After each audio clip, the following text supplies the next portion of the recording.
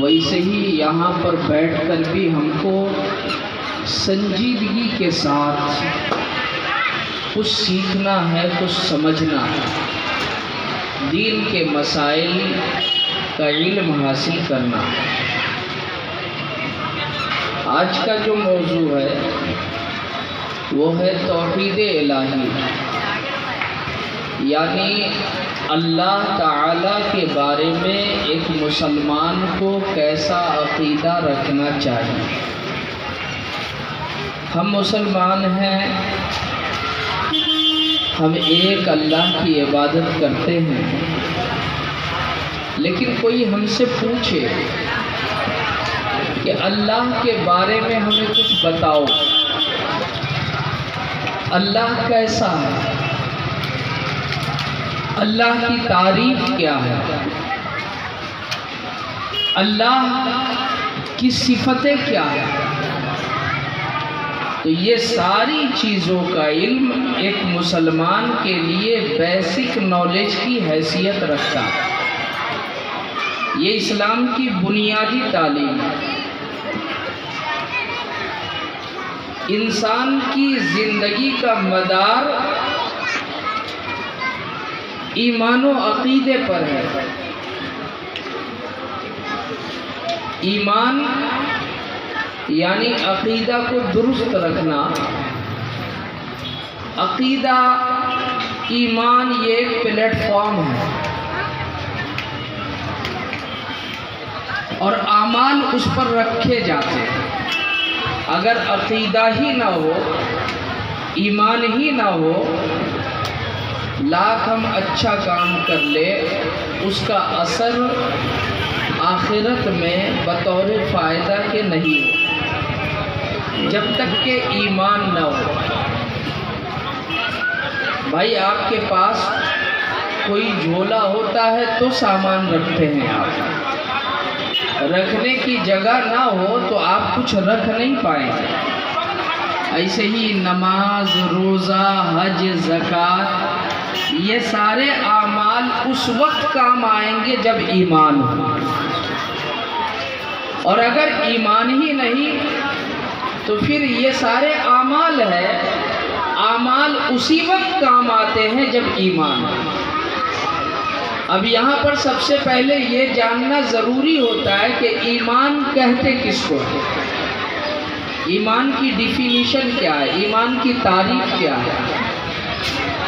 تو ایمان کہتے ہیں اللہ تبارک و تعالی اور اس کے رسول کو ماننا، اللہ اور اس کے رسول کی جانب سے دین کے جو بھی احکامات دیے گئے ان تمام کو ماننا، دل سے ماننا، زبان سے اس کا اقرار کرنا، اسی کا نام ایمان ہے۔ اور ضروریات دین کا اقرار کرنا۔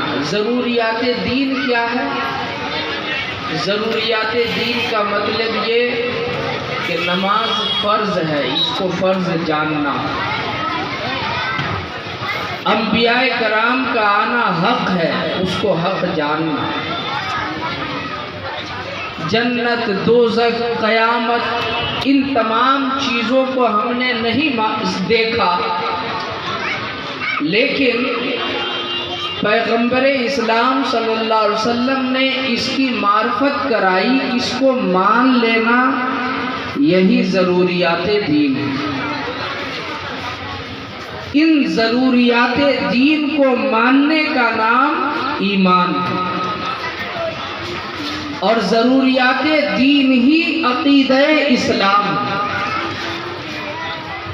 اب عقیدہ اسلام میں سے ایک ٹاپک جس پر آج کی گفتگو ہوگی، توحید الہی، یعنی اللہ کو ایک ماننا۔ اللہ کو ایک کس حیثیت سے مانے؟ اللہ کو ایک اس حیثیت سے مانے کہ اللہ ہی معبود ہے، اس کا کوئی شریک نہیں۔ بے شک۔ اب جب وحدانیت کو آپ مانیں گے تو آپ کو شرک کو بھی سمجھنا ہوگا کہ شرک کس کو کہتا ہے۔ شرک کا مطلب ہوتا ہے شریک ٹھہرانا۔ اب جیسے اللہ کے علاوہ کسی کو شریک ٹھہرایا جائے، یہ سب سے بڑا گناہ ہے اور ہر گناہ کی معافی ہے، مگر شرک کی معافی نہیں ہے۔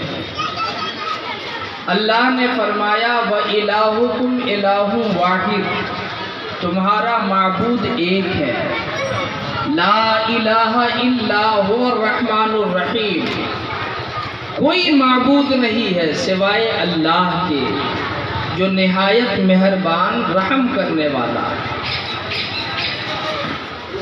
اب آپ سے کوئی پوچھے گا بھائی اللہ کو کیسے جانتے ہو،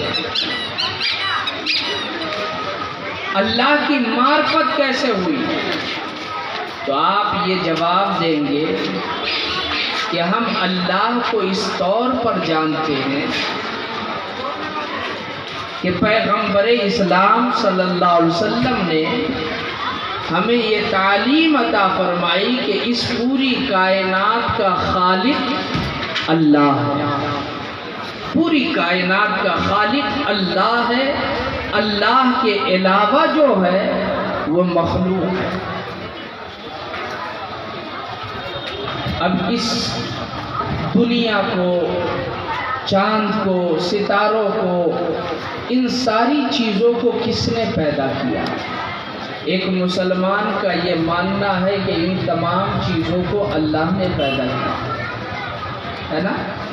ایک مسلمان کا یہ ماننا ہے کہ ان سب کا خالق اللہ تعالی ہے۔ اب ان چیزوں کو دیکھ کر بھی ہمیں اپنے رب کی معرفت حاصل ہوتی ہے۔ یہ دنیا کا نظام کیسے قائم ہے، جس طریقے سے اس مائک کو آپ نے دیکھا تو آپ کے ذہن میں یہ بات آ گئی کہ اس مائک کا کوئی بنانے والا ہوگا۔ آپ نے اس شامیانے کو دیکھا تو آپ کے ذہن میں یہ بات آ گئی کہ اس شامیانے کے بنانے والے کوئی ہوں گے۔ تو ایسے ہی یہ چاند، یہ سورج، یہ ستارے، یہ کائنات، یہ زمین، یہ آسمان، یہ پہاڑ، یہ سمندر، یہ تمام چیزیں بتاتی ہیں کہ اس کا بنانے والا کوئی ہے، یہ خود سے نہیں ہے، اس کا کوئی نہ کوئی خالق ہے۔ اور دنیا میں کوئی ایسا نہیں جو اس جیسا کچھ بنائے۔ کیا زمین کی طرح کوئی زمین بنانے والا ہے؟ کیا کوئی آسمان کی طرح کوئی آسمان بنانے والا ہے؟ کیا کوئی چاند و سورج دوسرا بنانے والا ہے؟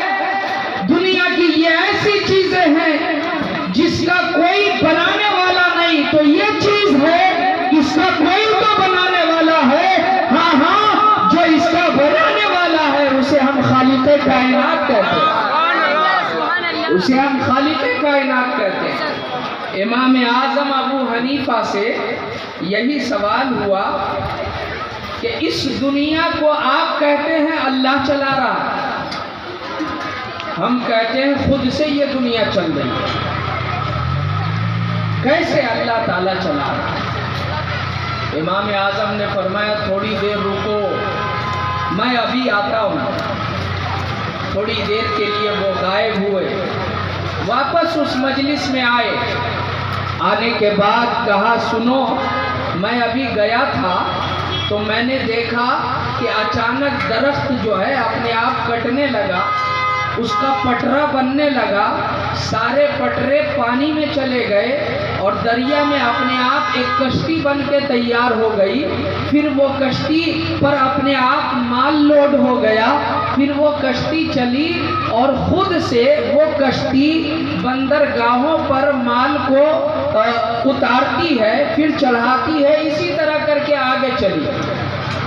جتنے موجودین تھے وہ سب نے کہا ایسا کیسے ہو سکتا ہے کہ خود سے درخت کے پٹرے بن جائے، خود سے وہ پانی میں چلا جائے اور خود سے کشتی بن جائے اور خود سے وہ کشتی چل کر کے بندرگاہ پر رک جائے، مال کو لادے اور خالی کرے، ایسا نہیں ہو سکتا۔ تو امام اعظم ابو حنیفہ نے فرمایا جب ایک کشتی اپنے آپ نہیں بن سکتی، نہیں چل سکتی، تو اتنی بڑی کائنات کیسے چل رہی ہے؟ اتنی بڑی کائنات بھی خود سے نہیں چل رہی، یہ کائنات بتا رہی ہے کہ اس کا چلانے والا کوئی ہے اور جو اس کو چلا رہا ہے وہی پروردگار عالم، جو اس کو چلا رہا ہے وہی اللہ ہے۔ اچھا، اللہ کا مطلب کیا ہوتا ہے؟ اللہ کا معنی کیا ہوتا ہے؟ آپ مسلمان ہیں نا، کوئی آپ سے پوچھ لے گا بھائی اللہ کا معنی بتاؤ، کسی کا بھی نام لیجیے، آپ اپنے بچوں کا نام لیتے ہیں، نام رکھنے سے پہلے میننگ تلاش کریں کیا معنی ہے۔ تو ہمیں یہ تو جاننا ہوگا کہ ہم جس رب کی عبادت کرتے ہیں اس کے نام کا معنی کیا ہے۔ اللہ جو نام ہے اس کا معنی کیا ہے؟ تو اللہ اسم ذات ہے، یعنی اللہ کا یہ ذاتی نام ہے، اس کا معنی ہے وہ ذات جو تمام صفت کمالیہ کا جامع ہو، یعنی تمام خوبیوں کا جو مالک ہو، یہ اللہ کا معنی ہے۔ کیا ہے؟ کہ تمام خوبیوں کا جو مالک ہو وہ اللہ ہے۔ اللہ کا یہ ایک نام ذاتی ہے، اس کے علاوہ جتنے نام ہیں اللہ کے وہ صفاتی ہیں، ٹھیک ہے، ذاتی اور صفاتی۔ اللہ تبارک و تعالی ابدی اور ازلی ہے، یعنی ایک مسلمان کو یہ عقیدہ رکھنا ہوگا کہ اللہ ہمیشہ سے ہے اور ہمیشہ رہے گا۔ اللہ نے قرآن پاک میں فرمایا قل هو اللہ احد، آپ فرما دیجئے اللہ ایک ہے، اللہ الصمد، اللہ بے نیاز ہے، اللہ کو تمہاری ضرورت نہیں، تم کو اللہ کی ضرورت ہے۔ لم یلد ولم یولد، اللہ کا نہ کوئی بیٹا ہے اور اللہ کا نہ کوئی باپ ہے نا، وَلَمْ يَكُنْ لَهُ كُفُوًا أَحَدٌ، اور کوئی بھی اس کے برابر نہیں، کوئی بھی اس کے برابر نہیں، جو سب سے یکتا ہے، جو سب سے اعلیٰ ہے، بلکہ اعلیٰ کو جس نے پیدا کیا وہ اللہ ہے نا۔ اب اللہ کے بارے میں ایک عقیدہ تو یہ ہوا کہ اللہ ہمیشہ سے ہے، ہمیشہ رہے گا، ایک عقیدہ تو یہ رکھنا ہے۔ دوسرا عقیدہ یہ کہ وہ ہر عیب سے پاک ہے، اس کا کوئی شریک نہیں۔ اب شرک کس کو کہتے ہیں یہ بھی سمجھنا ہوگا۔ شریک نہیں کا مطلب شرک نہیں کرنا، یعنی اللہ کی ذات یا اللہ کی صفات میں کسی کو شریک نہ ماننا۔ جیسے کسی کا یہ عقیدہ ہو کہ اللہ تعالیٰ نے دنیا بنائی ہے، اس دنیا کے بنانے میں کوئی اور بھی ہے جس کی اللہ کو ضرورت ہے، تو یہ کیا ہوا کہ تخلیق میں شرک ماننا ہوا۔ یا پھر اللہ تعالیٰ کے بارے میں یہ عقیدہ رکھنا کہ جیسے اللہ بارش برساتا ہے کوئی اور بھی ہو جو بارش برساتے ہیں، یہ شرک ہے۔ ایسے ہی اللہ رزق دیتا ہے، ذات میں شریک ماننے کا مطلب یہ کہ جیسے اللہ کی عبادت کرتے ہیں کوئی اور بھی ہے کہ اس کی عبادت کی جائے، یہ شرک ہے۔ صفات میں شریک ماننے کا مطلب یہ کہ اللہ کی ایک صفت ہے رزق دینا بندے کو، ٹھیک ہے؟ اب کوئی یہ مانے کہ اللہ کے علاوہ بھی کوئی ہے جو رزق دیتا ہے تو یہ شرک ہے۔ کیوں؟ یہ صفت رزاقیت میں اللہ کے برابر کسی کو ٹھہرانا ہوا، یہ شرک ہے۔ تو ذات یا صفات میں کسی کو اللہ کے برابر ماننا یہ شرک ہو گیا۔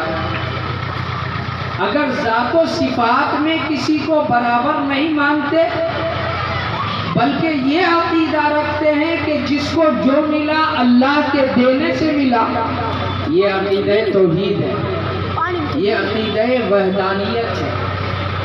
اللہ کی صفاتیں